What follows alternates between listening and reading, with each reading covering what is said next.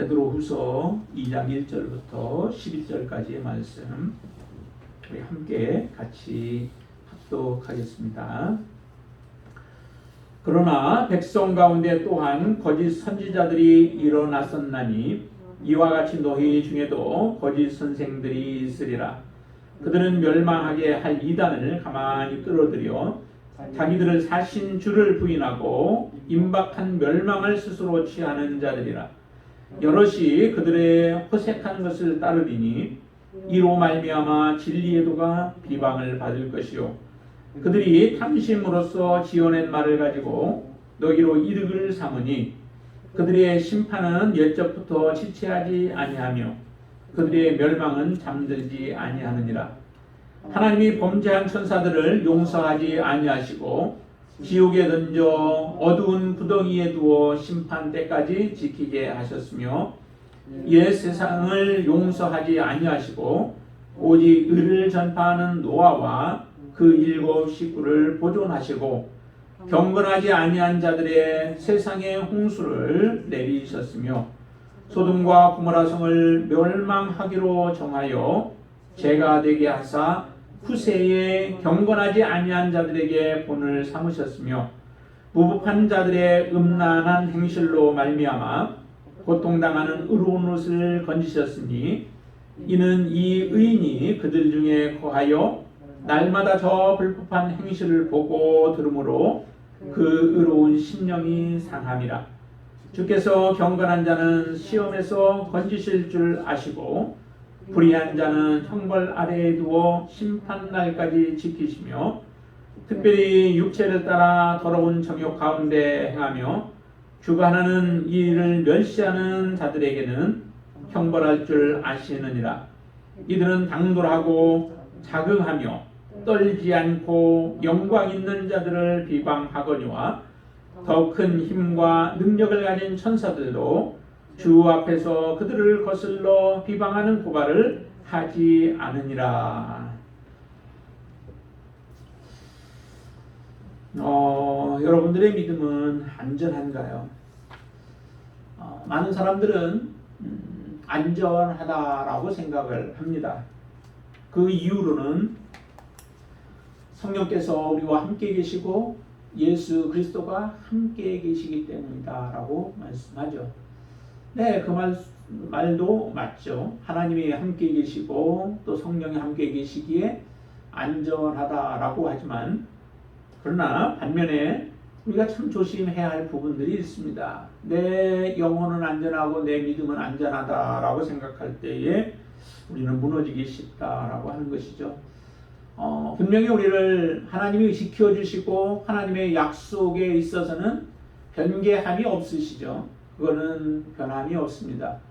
그러나 하나님 성경의 구약에서부터 우리가 쭉 보아올 때에 하나님의 약속은 어떤 사람들에게 성취가 되어지나 하면 그것은 하나님의 약속을 붙들고 하나님의 약속을 의지하고 하나님을 신뢰하며 믿음으로 나아가는 사람들에게 하나님의 약속은 성취되어지지 하나님께서 약속하신 것들을 이루어 주시리라 생각하며 내가 방탕하게 살아가고 내가 하나님의 약속을 저버리고 살아가면은 그 사람들에게는 하나님의 약속은 이루어지지 아니합니다.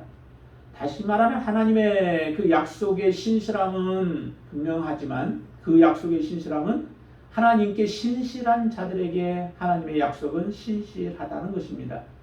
하나님의 약속을 버리는 자에게는 반드시 하나님의 버리심이 있습니다. 그것을 우리는 기억하고 살아갈 때에 우리의 믿음을 날마다 점검하며 우리가 믿음으로 살아가는 것이 진정한 지혜입니다.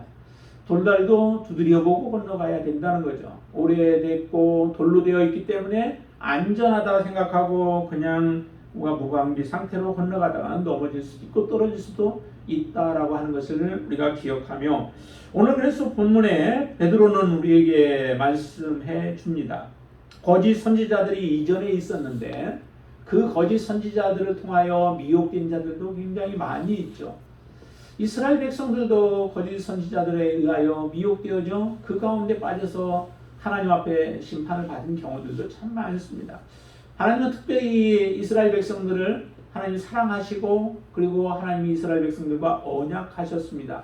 언약한 이스라엘 백성들을 이끌어서 하나님의 약속을 주기 위하여 하나님은 그들을 구원하시고 또 그들을 출애굽시키기까지도 하시지만은 그러나 약속을 믿지 못하고 신뢰하지 못하여서 하나님을 불신하고 하나님을 시험한 자들은 그 가운데 다 넘어졌던 것들을 우리에게 말씀합니다. 여기도 보니까 이렇게 말씀하죠. 1절에 상반절에 보시면 그러나 백성 가운데 또한 거짓 선지자들이 일어났다라고 얘기를 하죠. 거짓 선지자들이 늘 이스라엘 백성들 곁에 있었습니다.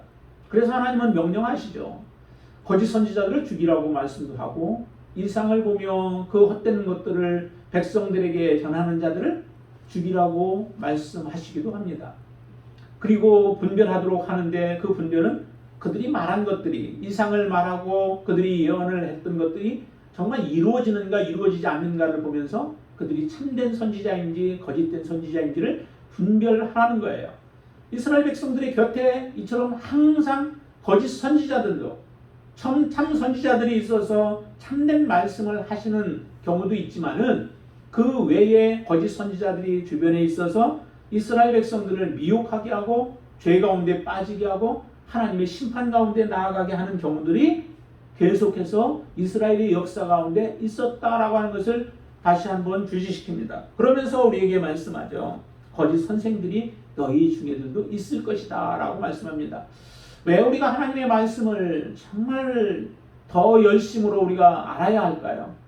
하나님의 말씀을 알아야 하는 이유는 하나님의 말씀이 제대로 우리에게 있지 아니하면 하나님 말씀이 있다고는 하지만 그 말씀을 바르게 참된 진리의 말씀이 우리에게 있지 아니하면은 이 비성경적인 가르침들 하나님의 말씀과 비슷한 말씀들을 가지고 올 때에 우리는 그에 넘어지기 쉽기 때문에 그렇습니다. 그래서 하나님의 말씀은 분명하게 알아야 되죠. 잘 알아야 되죠. 비슷하게 알아서는 멸망케 되어집니다.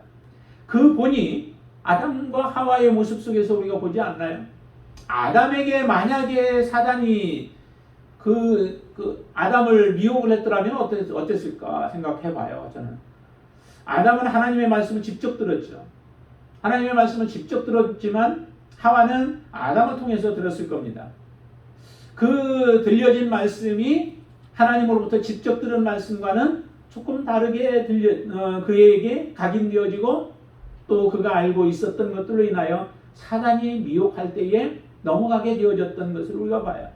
하나님의 말씀이 정확하게 서 있더라면 내가 분명히 선악을 알게 하는 나무의 실과를 따먹는 날에는 정령 죽으리라 반드시 죽으리라 라고 하는 것을 그들이 알았더라면 또 그렇게 마음속에 가지고 있었더라면 아무리 사단이 와서 미혹을 해도 넘어가지 않았을 겁니다. 그 말씀이 점점 희석되어지고 약해져 버리죠. 강도가 약해져요. 그래서 죽을까 하노라 라고 하는 그러한 말을 하는 것을 보면은 먹어도 정말 죽지 아니할지는 먹어봐야 할 정도로 그렇게 하나님의 말씀이 약화되어져 버린 겁니다. 그로 인하여서 바로 미혹할 때에 그 미혹에 쉽게 넘어갔던 거죠. 우리가 하나님의 말씀을 정말 바르게 붙들고 있으면 그 말씀에서 우리는 말씀을 통해서 사단의 유혹과 미혹을 이겨낼 수 있게 되어지는 겁니다. 하나님의 말씀을 바르게 알아야 하는 이유가 바로 거기에 있죠. 비성경적인 것, 성경이 아닌 다른 것들이 우리를 미혹할 때에 또 우리 안에 그런 유혹이 올 때에 그것을 단호하게 물리칠 수 있는 비결이 하나님의 온전한 말씀 가운데 참된 진리의 말씀 가운데서 있기 때문에 그렇습니다. 그 말씀이 우리를 바르게 세우게 되어지죠. 그래서 이처럼 우리 주변에 이제 거짓 선생들이 계속 있게 되어질 것이다 라고 하는 겁니다. 거짓 선생들이 있음으로 인하여서 그들이 하는 목적이 무엇이에요? 거짓 선생들은 하는 일들이 여러 가지가 있습니다. 그래서 오늘 우리가 봐야 할 것들 중에 바로 왜 우리가 이런 비성경적인 가르침에 주의해야 하는가? 그 이유가 어디에 있는가? 그것은 거짓 선생들, 그들의 성격이나 그들이 행하는 일들과도 직결되어져 있습니다. 그들이 무슨 일들을 행하는지를 한번 보세요. 첫 번째 보시면은 1절에 거기 상반절에 보니까 너희 중에 그런 거짓 선생들이 항상 우리 주변에 있게 되기 때문에 우리는 바로 그들의 가르침을 주의해야 된다는 겁니다. 분별해내야 되죠. 여러분들은 어떻게 분별할까요? 분별할 수 있는 방법은 하나님의 말씀으로 분별할 수밖에 없습니다. 다른 게 기준이 아니에요. 우리가 세상을 많이 알고 있다고, 지식이 많이 있다고, 그 지식으로 거짓 선생들을, 또 거짓 교사들을 우리가 분별해낼 수 없습니다. 이단들을 분별해낼 수 없습니다. 분별할 수 있는 비결은 바로 하나님의 말씀이에요. 우리 곁에서 우리를 미혹하는 거죠. 어떻게 해서든 우리를 미혹하려고 사단은 그렇게 지금도 애쓰고 있습니다. 표현으로는 우는 사자가 삼킬자를 찾아 돌아다니는 것처럼 그렇게 지금 찾아 돌아다닌다고 하고 있죠. 그런데 사람들은, 믿음의 사람들이라고 하면서도 우리가 방심하고 있는 경우들이 너무도 많아요. 방심하고 있어서 사단이 눈에 보이게 들어오는 건 아니죠. 여기도 보니까 그냥 아주 가만히 들어온다라고 이렇게 표현을 해요. 가만히. 우리도 알게 모르게 들어오는 거죠. 자기가 스스로 내가 거짓 교사다라고 말하지 않습니다. 내가 거짓 선생이다라고 말하지 않아요. 본인들조차도 사실은 속고 있는지 몰라요. 자기도 그것이 옳은 줄로 생각하고 있죠. 이단들이 다 자기들이 멸망할 줄 아나요? 자기들만 구원받을 줄 알아요. 그렇기 때문에 스스로 지금 속고 있는 거죠. 악한 영에 의하여 속아서 자기의 영혼을 바라보지 못하고 앞으로 미래도 보지 못하는 가운데 처해져 있는 그러한 사람들이 우리 주변에 지금 있다라고 하는 겁니다. 이런 사람들로부터 우리가 온전하기 위해서 정말 그들의 가르침 하나하나를 분별해내는 지혜가 필요한 거죠. 그래서 첫 번째가 바로 우리의 주변에 이런 거짓 선생들이 있기 때문에 우리는 그들의 가르침들을 주의해야 된다라고 하는 겁니다. 그리고 두 번째 우리가 좀 생각해 봐야 할 것은 이단들은 항상 이 거짓 선생들이 이단들을 끌어들인다는 거죠. 자기의 생각과 같은 생각을 가지고 있고 또 믿음의 사람들을 믿음에서 떠나게 만드는 그 일에 그들이 앞잡이 노릇을 행하는 겁니다. 그래서 이 이단들을 가만히 끌어들여서 자기들을 사신 주를 부인하게 하고 임박한 진노를 자기들이 자처하는 자들이 바로 이 거짓 선생들, 또 비진리를 가르치는 그 이단들, 거짓 가르침을 행하고 있는 그런 자들, 불의의 도를 전하고 있는 자들이 바로 이런 일들을 행하고 있다라고 하는 겁니다. 결국에는 이들의 말에 우리가 귀를 기울이게 되어질 때 나타나는 우리의 모습은 뭐냐면 구속의 주를 부인하게 되어진다는 거죠. 나를 위하여서 자기의 예수님의 몸, 자기의 거룩하신 몸을 다 우리를 위하여서 내어놓으신 예수 그리스도, 그리고 우리를 사셔서 하나님의 소유로 만드신 우리의 진정한 주인 예수 그리스도를 부인하게 만든다는 겁니다. 그들의 말에 동의하고 그들의 말에 끌려가는 것은 곧 예수 그리스도를 부인하는 우리의 삶의 모습이죠. 그렇게 그 길로 우리를 인도한다는 거예요. 그리고 우리의 그 마지막에 그 길들은 결국에는 멸망의 길로 우리를 인도하여서 우리의 인생을 망쳐버리는 겁니다. 우리가 오랜 시간 동안 믿음의 삶을 살아왔는데 한순간에 우리의 곁에 있는 그 미혹하는 자들의 미혹을 받아 넘어가게 되어진다면 결국 우리의 모든 인생은 허무하게 무너져 버리는 겁니다. 힘도 못 써보는 거죠. 힘도 못 써보고 그것에 미혹되어져서 결국 우리의 인생이 멸망케 되어지고 망하게 되어지는 결과를 가져오기 때문에 참 굉장히 중요한 부분들이에요. 우리의 목숨을 내어놓고 막 싸워가다가도 한번 이렇게 넘어지게 되어진다면 다시 일어날 수 없는 결과를 초래하게 되어지기 때문에 우리는 이런 비성경적인 가르침들을 정말 주의해야 된다는 겁니다. 그리고 세 번째 우리가 보아야 할 것은 방탕함을 용납하기 때문에 그렇다는 거죠. 거짓 선생들은 일단 이단들을 끌어오는데 이단들의 삶의 모습이 이 방탕함 가운데 살아가는 경우들이 많다는 거예요. 이단의 교주들을 한번 보세요. 그들은 온갖 사탕 발림으로 많은 사람들을 유혹하고 끌어들여서 결국 하는 짓들이 무슨 짓이에요? 재산을 가져오라고 해서 가져오면 그걸 가지고 자기가 다 누리는 거죠. 몇몇 사람들이 다 누리는 거예요. 이와 같은 일들을 행해요. 그리고 그 안에는 온갖 방탕함들이 다 도사리고 자리 잡고 있는 모습들을 보게 되어지죠. 이 이단들은 특별히 심판이 없다라고 하는 말들을 많이 하는 경우가 있습니다. 아니면 우리는 심판을 면했다라고 생각하는 거죠.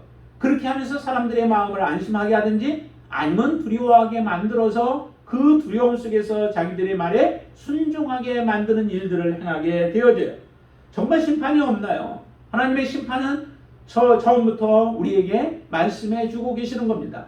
하나님의 심판이 반드시 있고 그 심판의 결과에 따라서 하나님 앞에 서는 자와 서지 못할 자들로 구분이 되어지는 큰 일들이 반드시 일어날 터인데 사람들은 심판이 없다라고 해요. 또 한 가지는 심판은 있기는 하지만은 지금 그 심판과 우리와는 거리가 먼 것처럼 우리를 속여놓게 되어지죠. 그 심판은 장래, 우리가 나중에 죽고 나서 일이지 지금의 문제는 아니다라고 생각을 하게 만들어 버립니다. 그래서 심판은 잃어버리고 살아가게 만들어 버리죠. 사람들로 하여금. 그래서 심판에 대해서 무감각하게 만들어 버림으로 인하여서 우리의 삶을 점점 좀먹어 들어가고 우리의 삶을 망쳐놓는 일들을 이 이단들과 거짓 선생들이 그와 같은 일들을 행하게 되어집니다. 거기에 2절 말씀 한번 같이 보실까요? 2절 같이 읽습니다. 여럿이 그들의 호색하는 것을 따르리니 이로 말미암아 진리의 도가 비방을 받을 것이요. 그러죠. 여럿이 그와 같은 일들에 같이 동참하게 되어진다는 거죠. 그들의 호색하는 것을 여럿이 따르게 되면 많은 사람들이 미혹되어지게 되어질 것이다 라고 얘기합니다. 온전한 믿음 가운데 서는 사람이 많지 않다는 거예요. 성경에 정말 많은 부분들이 우리에게 그런 말씀들을 하잖아요. 정말 미혹받는 사람들이 얼마나 되고 또 하나님의 심판 가운데 나아갈 자들이 얼마나 많은가라고 하는 것을 성경에 우리에게 많이 보여주고 있습니다. 오늘 본문 안에서도 보면은 거기에 어디로 보시냐면은 6절 한번 보실까요? 6절에 보시면 5절 말씀 먼저 보시죠. 5절에 옛 세상을 용서하지 아니하시고 오직 의를 전파하는 노아와 그 7 식구를 보존하시고 경건하지 아니한 자들의 세상에 홍수를 내리셨다라고 말씀하시죠. 하나님이 홍수를 내리시는데 그 내리시는 대상이 세상이에요. 그 세상에 가득 찬 자들이 누구일까요? 가득 차 있는 자들이 바로 의를 행하지 아니하는 자, 불경건한 자들, 경건하지 아니한 자들이 세상에 가득할 때에 하나님께서는 그 세상에 홍수를 내리셔 버리셨습니다. 결국 그 홍수로 인하여 구원 얻은 자들이 겨우 몇 명이라고요? 바로 그 노아의 식구들, 노아와 그 식구 7을 제외하고 모든 사람들이 다 하나님의 심판 가운데 놓여졌던 것을 우리에게 다시 한번 말씀해 주고 있습니다. 이처럼 많은 사람들이 여럿이 호색하는 것에 빠져 들어가게 되어진다는 거예요. 방탕한 가운데 나아가는 거죠. 육적인 삶을 살아가게 만들어요. 그리고 영적인 삶을 보지 못하게 만들어버립니다. 영적인 삶은 나중에 일어날 일들로 생각하고 영적인 싸움조차 하지 못하게 만들어버리는 일들을 바로 이 이단들이나 거짓 선생들이, 거짓 교사들이 이와 같은 일들을 행하고 있다는 겁니다. 여러분들의 삶은 어떤 삶으로 지금 나아가고 계신가요? 정말 우리가 점점 더 거룩한 삶을 추구하고 거룩한 삶을 우리가 사모하고 거룩한 삶을 살고자 하는 그러한 욕구가 우리에게 더욱더 충만히 있다면 우리는 이 거짓된 삶에서 벗어난 삶을 살아가고 있는 자들이지만 그러나 우리가 세상에 점점 빠져들어가고 있다면 한 발 한 발 더 디뎌놓고 살아가고 있다면 결국 우리의 인생은 지금 이 이단들과 거짓 사상들에 매여서 살아가고 있는 인생이 되어질 것입니다. 특별히 이 이단들의 모습이나 아니면 거짓 교사들의 삶의 모습 속에서는 종말론에 대한 부분들이 잘못되어지는 경우들이 참 많죠. 그래서 이 종말론에 우리가 바르게 세워져 있어야만 합니다. 하나님 앞에서 반드시 하나님의 심판은 이루어진다. 여기에도 보니까 임박한 멸망을 스스로 취하는 자들이다라고 얘기를 해요. 임박한 하나님의 그 종말 심판은 지금 당장 우리에게 임할 수 있다라고 하는 것을 항상 염두에 우리가 두고 살아가야 되죠. 하나님이 마지막에 죽고 나서의 심판뿐만 아니라 지금 이 시간도 내가 하나님 앞에 선택해야 할 그 선택 가운데서 하나님의 원하시는 것을 우리가 선택하고 하나님의 뜻을 선택하면 내가 의 가운데 서 있는 자요. 지금 내가 하나님이 기뻐하지 아니하는 불의를 선택하고 살아가면 지금 내게 하나님의 심판이 임한다라고 하는 그러한 마음으로, 긴박한 마음으로 우리가 인생을 살아가야 우리의 하루하루의 인생이 하나님 앞에 온전한 모습으로 설 수 있게 되어지죠. 내가 오늘 거룩한 삶을 살아가면 내일도 거룩한 삶을 살아갈 가능성들이 더 많습니다. 내가 오늘 하나님의 말씀을 저버리고 살아가게 되어지면 내일도 하나님의 말씀을 붙잡고 승리한다는 보장이 없습니다. 오늘 내가 살아간 삶이 쌓이고 쌓이면서 하나님 앞에 거룩한 삶으로 인정받는 삶이 되어지는 거죠. 의인들의 삶을 보세요. 결국 그 의인들의 삶이 하루하루 특별히 그 선택하고 결정해야 할 그때에 하나님이 원하시는 선택을 하고 하나님이 기뻐하시는 길을 가고 하나님께서 하라고 하시는 것들을 행하면서 살아가는 삶이었을 때에 그들의 삶은 온전한 삶이 되어졌습니다. 우리의 삶 가운데도 바로 이런 자세가 임박한 멸망, 그것을 항상 생각하면서 우리가 하나님의 뜻을 벗어가면 우리에게도 바로 이런 하나님의 심판이 임한다라고 하는 것을 우리가 생각하며 살아가게 되어질 때에 하나님 앞에 온전한 모습으로 살아가게 되어질 것입니다. 이런 절제되지 못한 삶을 살아가는 그들의 삶을 때문에 결국 어떤 일이 일어나냐면 진리의 도가 비방을 받게 되어진다라고 말씀해요. 하나님의 말씀이, 복음이, 예수 그리스도가 비방을 받게 되어진다는 거죠. 우리의 삶을 통해서 하나님이 드러나는 것이 그게 하나님께서 원하시는 우리의 삶의 모습입니다. 하나님이 기뻐하는 삶이죠. 그런데 결국에 하나님을 믿는다 하면서 이 거짓 선생들이나 교사들의 미혹에 빠져 들어간 자들은 진리의 도를 비방하는 자로 우리가 설 수밖에 없게 되어집니다. 그렇기 때문에 우리는 비성경적인 가르침들을 주의해야 된다라고 하는 것입니다. 그리고 또 하나는 3절 말씀 한번 같이 읽어보실까요? 3절. 그들이 탐심으로써 지어낸 말을 가지고 너희로 이득을 삼으니 그들의 심판은 옛적부터 지체하지 아니하며 그들의 멸망은 잠들지 아니하느니라. 그들의 마음속에는 무엇이 가득하냐면 탐심이 가득하다는 거예요.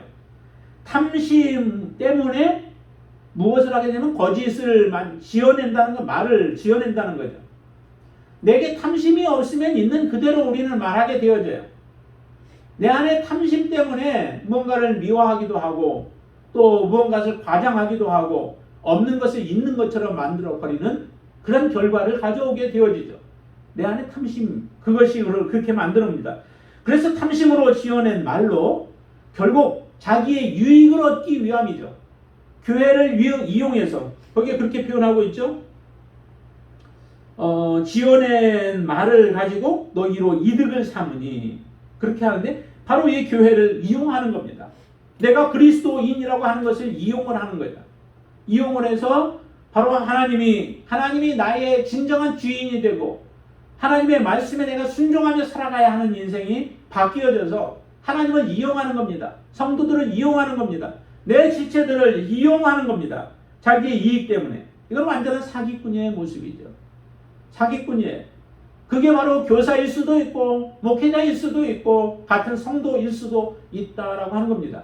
영향력이 있는 사람들이 바로 이와 같은 일들을 행할 때에 그 영향력의 파급은 더 크고 더 많은 아픔을 가져오게 되어지죠.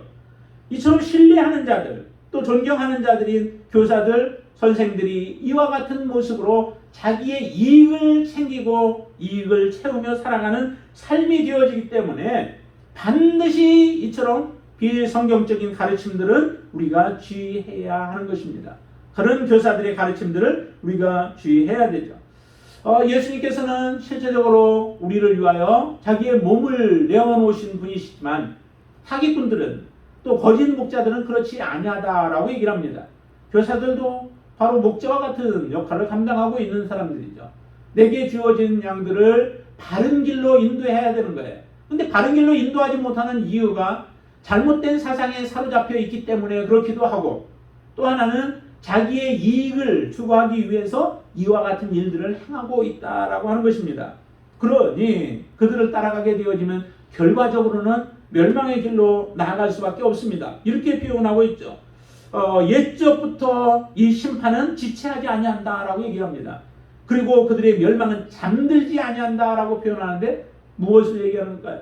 반드시 하나님의 심판은 이루어진다는 거예요. 하나님의 심판은 반드시 이루어지기 때문에 잠들지도 아니할 것이고 지체하지도 아니한다. 우리가 볼 때는 지체하는 것처럼 보여지는 부분들이 있습니다. 그러나 하나님의 심판은 반드시 이루어질 것입니다. 하나님의 심판을 우리가 기억하고 살아간다면 이와 같은 일들을 저지를 수 없는 거죠. 참된 교사들, 참된 선생들, 또 참된 목자들, 참된 성도들은 이런 삶을 살아갈 수 없습니다. 저와 여러분들이 진정한 예수 그리스도의 하나님의 자녀라고 한다면 우리는 참된 길로 걸어가는 자들이 되어야 될 줄로 믿습니다. 그렇게 걸어가시게 되길 바랍니다. 자, 그리고 4절로부터 9절까지의 모습을 한 번 더 보시면요. 4절부터 9절까지의 모습 속에서는 이제 이와 같이 거짓된 삶을 살아가는 자들의 삶의 모습을 성경 안에서 우리에게 비추어 줍니다. 자, 거기에 보시면은 범죄한 천사들에 대해서 얘기를 하죠. 범죄한 천사. 다시 말하면은 그 범죄했다라고 하는 것은 표적을 빗나간 천사들을 얘기하죠. 하나님이 천사의 자리에 앉혀 놓아서 그 역할을 감당하기를 원하는데 천사가 자기의 자리를 떠나버리는 겁니다. 미혹되어지는 거죠. 자기의 교만함 때문에 그 자리를 떠나게 되어지죠. 모든 하나님이 받아야 할 영광을 가로챘던 자가 루시퍼이죠. 그로 인하여서 그는 하나님의 진노 가운데 심판 가운데 놓여지게 되어졌고 그를 따르는 자들도 또한 있었죠. 그들이 바로 함께 귀신들이 바로 믿는 자들을 지금 무너뜨리기 위하여 지금도 애쓰고 있는 모습들입니다. 이처럼 영적인 존재라 할지라도 그들이 권세를 가지고 있는 자라 할지라도 하나님의 심판 가운데 놓일 수밖에 없었던 것을 하나님은 말씀하세요. 우리가 하나님의 자녀라고 하는 그런 특권을 가지고 지금 살아가고 있지만 하나님의 자녀의 특권은 하나님 앞에서 우리가 온전한 믿음의 삶을 살아갈 때에 그 특권은 의미가 있고 그 특권은 정말로 귀한 것이죠. 우리에게 주어진 특권을 잃어버리게 되어지면 결과적으로 우리는 그것을 받지 아니하면 못해요. 정말 우리가 얼마나 귀한 것을 받았어요. 그런데 그 받은 것을 우리가 하나님 앞에 감사함으로 받지 못하고 계속해서 그 역할을 감당하지 못한다면 받지 아니함만 못하다는 거예요. 하나님은 많은 것을 주신 자에게는 많은 것을 요구하시죠. 달란트의 모습 속에서도 말씀합니다. 1달란트 받은 자에게는 1달란트를 더 남기기를 원해요.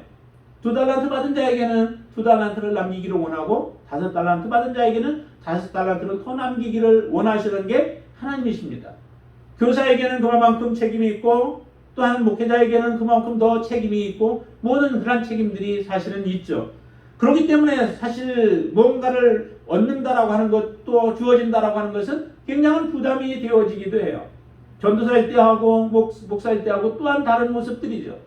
이처럼 우리에게 주어지는 그 자리는 정말 고귀하지만 고귀한 그 가치를 알지 못하고 받게 되어지면 오히려 그게 화가 되어진다는 거예요.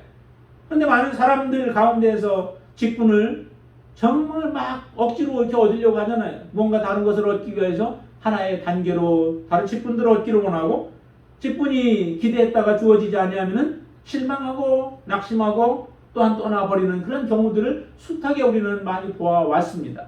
이런 모습들을 보면서 이 천사의 모습을 우리가 다시 한번 생각해 볼 때에 하나님의 귀한 천사의 사명들을 주었지만 그 자리를 떠나게 되어지면 하나님의 진노 심판이 임하게 되어진 것 같이 우리의 모습도 그렇다는 거죠. 5절도 보시면은 거기는 옛 세상에 대한 부분을 얘기하죠. 다시 말하면 노아 시대에 하나님이 행하셨던 일들에 대해서 말씀을 합니다. 노아를 통하여서 하나님은 의를 그들에게 전파하셨죠. 하나님의 심판을 그들에게 경고하셨어요. 그래서 방주를 지어서 하나님의 심판에 대해서 대비하고 있는데도 그 당시에 많은 사람들이 그 모습을 보며 산에다가 그것을 짓고 있으니 얼마나 이게 많은 사람들에게 더 입에 오르내리게 내렸었겠어요. 그런데도 하나님 앞에 돌아오는 자들이 없습니다.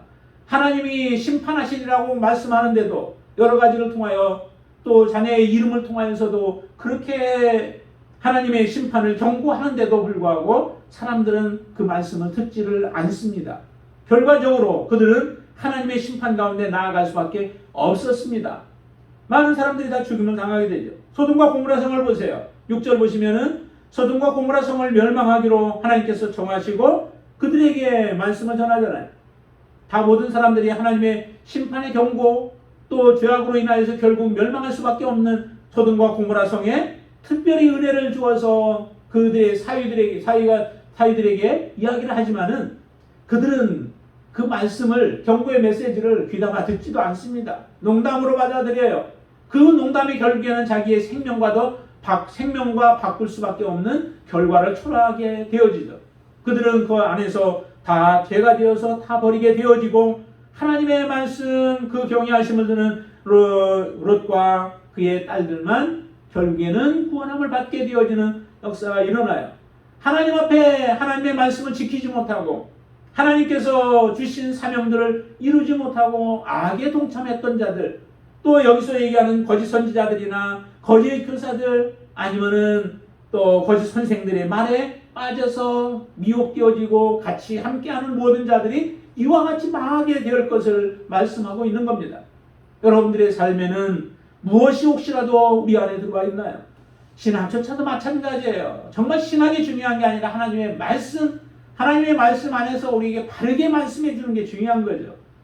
그러니까 무엇이든지 간에 하나님의 말씀 모든 우리의 의심들이나 또 우리가 가지고 있는 선입관들을 다 내려놓고 하나님의 말씀 앞으로 나아가는 지혜가 참 필요해요. 그러지 않으면 나도 모르는 사이에 이 거짓 가르침들에 우리가 미혹이 되어져 있고 그 가운데 빠져버리게 되어지죠. 그 가운데 새어나오기가 참 어렵습니다. 그래서 이처럼 소돔과 고모라의 결국 구원을 받은 사람은 의로운 롯과 그의 딸들밖에 없습니다. 이렇게 얘기해요. 8절 한번 보시죠. 8절에 보시면 이는 이 의인이 그들 중에 거하여 날마다 저 불법한 행실을 보고 들으므로 그 의로운 심령이 상함이라 라고 얘기를 합니다. 세상을 바라보면서 여러분은 어떤 생각이 드시나요? 세상을 바라보면서 여러분들의 마음에 고통이 있고 그 고통이 왜 고통이냐면 왜 하나님께서 저와 같은 불의함이 있고 악함이 있고 저런 불합리한 모습들이 있고 한 것을 우리가 바라보면서 우리의 심령 정말 하나님의 나라를 사모하는 사람들에게는 우리의 고통이 있는 거예요. 하나님이 빨리 모든 것을 공의와 정의가 흐르도록 그렇게 우리가 기도해야 하고 그러지 못한 부분들에 대해서는 하나님 앞에 우리가 탄식하면서 나아가는 그 심령이 필요한 거죠. 이 롯의 경우도 그의 영향력은 별로 없었던 것 같습니다. 사위들조차도 그의 말에 움직이지 않는 모습을 보면은 영향력은 별로 없으나 그의 심령 속에서는 그래도 어떤 마음이 있냐면 지금 행해지고 있는 모습들이 악이라고 하는 것, 불의함이라고 하는 것, 경건함이 없는 것, 다 이게 죄라고 하는 것들에 대해서는 동의를 하는 거죠. 동감하고 그리고 그 불법한 행실들을 보고 계속 들려오는 것들로 인하여서 그의 심령에 고통이 있는 거예요. 여러분들이 세상을 바라보면서 모든 뉴스나 이런 것들을 보면서도 혹시나 우리 그렇게 봐야 된다는 거죠. 악이 아침에 딱 봐도 그냥 불의한 것들이 많고 죄들이 많고 너무도 끔찍한 일들이 많이 일어나고 하는 것들을 보잖아요. 그런 것을 보면서 우리의 심령에 정말 상함이 없다면은 그것 때문에 고통당함이 없다면은 우리는 그들과 하나가 되어져 있는 나도 모르게 하나가 되어 있을 가능성이 많습니다. 나도 모르게 그들과 같은 생각을 품고 있다라고 하는 거죠. 그렇기 때문에 그런 모습을 봐도 내 마음에 고통이 없는 거예요. 정말 내 마음에 고통이 있다는 것은 내 마음에 하나님의 마음이 있고 하나님의 마음으로 나의 자신을 바라보게 되어진다면은 우리는 그 상황 가운데서 우리는 고통하며 하나님 앞에 부르짖을 수밖에 없는 겁니다. 그런 부르짖음을 통하여 하나님은 들으시는 거죠. 바로 롯이 그런 고통이 있었기 때문에 하나님께서 의로운 롯을 구원하시는 모습을 보게 됩니다.